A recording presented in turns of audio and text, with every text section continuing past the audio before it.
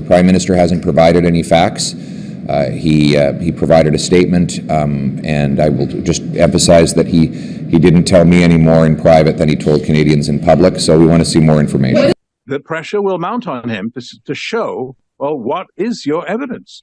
What you can't just say it. और उन्होंने कहा चिल आउट. इसमें एक मीनिंग है. मीनिंग ये है कि जो ममालिक होते हैं उनके बहुत बड़े ताल्लुकात होते हैं. ठीक है. ब्रिटेन ने कनाडा को बड़ा झटका दे दिया है. ब्रिटेन के प्रधानमंत्री ऋषि सुनक के प्रवक्ता ने बताया है कि इससे भारत के साथ ब्रिटेन के कोई भी रिश्ते खराब नहीं होंगे और हम अपनी द्विपक्षीय वार्ता पे टिके रहेंगे. एक ऐसा मुल्क जिसके साथ अमेरिका क्वाड की पार्टनरशिप रखता है, best of the best, state of the art, cutting edge असला उनको दे रहा है. फ्रांस उनको बड़ा एंगेज कर रहा है. सारे का सारा वेस्ट एंगेज कर रहा है. G7 में उनको बुलाया जा रहा है. सारी प्लानिंग धरी की धरी रह गई. कैसे धरी रह गई? ट्रूडो की प्लानिंग ऐसे धरी रह गई कि सब सारे उनके जितने भी यूके, यूएसए और ऑस्ट्रेलिया और बाकी कंट्रीज सब ने एक जॉइंट स्टेटमेंट निकालने से मना कर दिया. जॉइंट स्टेटमेंट तो भूलिए, इस पे उनका साथ देने से मना कर दिया. Because now India is too big to mess with for Canada. As reported here earlier, Rishi had said, "We are working closely with our partners in the Indian government." देखिए ये जो क्राइसिस है, इसका तो पूरा ब्लेम स्ट्रेट अप ट्रूडो को जाता है.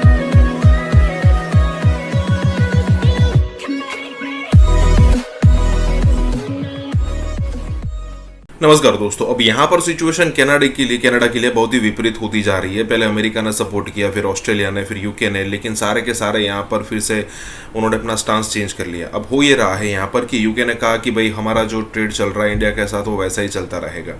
ऊपर से ये भाई जो जस्टिन ट्रूडो भाई साहब है वो भी थोड़े ठंडे हुए थे, लेकिन फिर भी आज मतलब न्यूज़ आई है कि दूसरे खालिस्तानी सपोर्टर को मतलब शांत कर दिया गया है. तो अब आने वाले दिनों में और भी सिचुएशन ख़राब हो सकती है इंडिया और कनाडा के बीच में.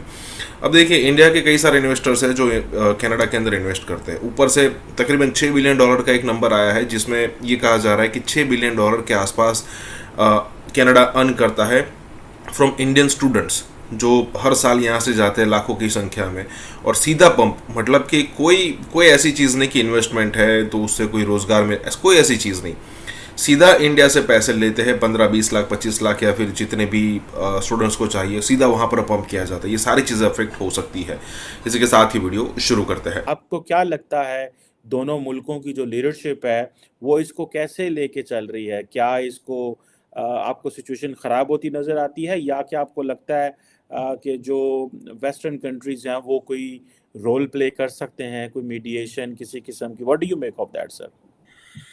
देखिए ये जो क्राइसिस है, इसका तो पूरा ब्लेम स्ट्रेट अप ट्रूडो को जाता है.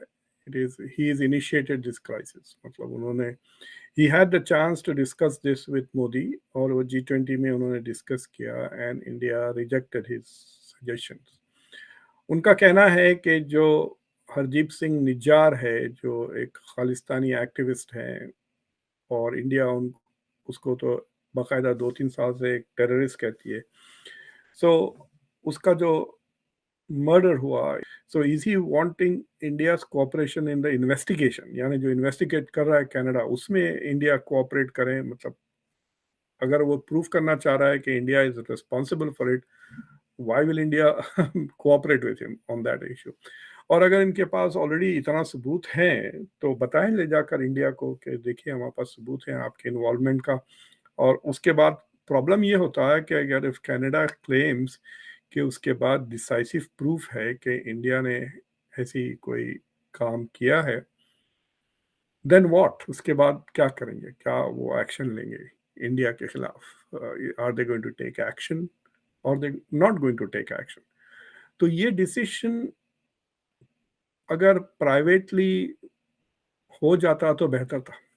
देखिए अगर प्रूफ मिल जाता कनाडा को कि इंडिया ने मारा है इसको. आपको याद होगा चंद महीनों पहले पाकिस्तान में भी एक खालिस्तानी लीडर को शूट कर दिया गया था और while there was Indian government ने कुछ नहीं क्लेम किया, लेकिन इंडिया के यूट्यूब चैनल वगैरह पे तो बड़े जोश से कह रहे थे कि हमने मारा था. इंडिया वाज, मतलब इंडिया की जो पब्लिक स्फीयर में जो बातें हो रही थी, they were very proud of the fact so अगर ये कनाडा के पास प्रूफ जेन्युइनली था, then they should have ended up it behind, because now India is too big to mess with for Canada. तो क्या वो कनाडा इंडिया पे sanctions लगाएगा? It is like what is it going to do, specially given the fact कि जो waste के सारे मुल्क हैं वो इंडिया को परस्यू कर रहे हैं। यूरोपियन यूनियन इंडिया के साथ फ्री ट्रेड एग्रीमेंट चाहता है, बरतानिया फ्री ट्रेड एग्रीमेंट चाहता है, फ्रांस $9 बिलियन के रफाल सबमरीन्स वगैरह बेचना चाह रहा है। वो कनाडा के लिए थोड़ी छोड़ देंगे, वो भी निजार के लिए they are not going to ruin the relations with India, business transactions, defence cooperation वगैरह। और खासतौर से if they are going to invest billions of dollars in India in manufacturing, तो वो ये सब छोड़कर, इंडिया को छोड़कर वो क्या कनाडा के लिए वो थोड़ी जाएंगे। So for Canada it is not a smart move, right, कि ये पब्लिक में। मुझे लगता है कि ट्रूडो के साथ जो जिस तरह से इंडिया में सलूक किया गया, he is taken that insult personally और वो रिटेलिएट कर रहा है, which shows that he is still mature. और वैसे अब एशियन कंट्रीज डरते नहीं है कनाडा से। आपने देखा कि शी जिनपिंग ने भी बड़ी बुरी तरह से डांट दिया था ट्रूडो को बाली में, और उसका वीडियो लीक हो गया था। मुझे तो शक है कि वो वीडियो शी जिनपिंग ने लीक किया, because he wanted his own people to see कि वो कितना बहादुरी से और कितना एरोगेंटली डील करता है with western powers. So Canada is an easy Western power to humiliate because it is not really a power. मतलब it is an economy, $2 trillion की इकोनॉमी है, ठीक है, G7 का मेंबर है, बट उसकी glory comes from its association with the US, with NATO वगैरह। Independently it's like Australia, मतलब खुद से तो क्या कर देंगे वो। So that is the challenge. और दूसरी चीज ये है कि कनाडा के लिए this is a very serious issue भाई। $8 बिलियन का ट्रेड है इंडिया के साथ कनाडा का। इंडियंस आर 1.4 मिलियन, यानी तकरीबन 4%। अभी रिसेंटली इनका डिफेंस मिनिस्टर वाज सिख। जो सिख कम्युनिटी है कनाडा में वो तकरीबन 7 लाख से ज़्यादा है, 770,000, 2.1% कनाडा की पॉपुलेशन है। सो कनाडा फंस गया है, साउथ एशियन मुल्क बन गया है वो। It is part of it. Toronto जाएं आप और देखें, it is more like going to a South Asian. हालांकि बहुत ही खूबसूरत शहर है, इट इज़ मतलब वहाँ पे कुछ 6 लाख साउथ एशियंस हैं टोरंटो ही में। सो टोरंटो कनाडा इज मतलब एनमेश्ड विथ साउथ एशिया, उससे अलग नहीं हो सकता। So I think this was a bad mistake. जितना जल्दी ये क्राइसिस ख़त्म करे वो और पैच अप करें, it is better. I don't know how they are going to do this.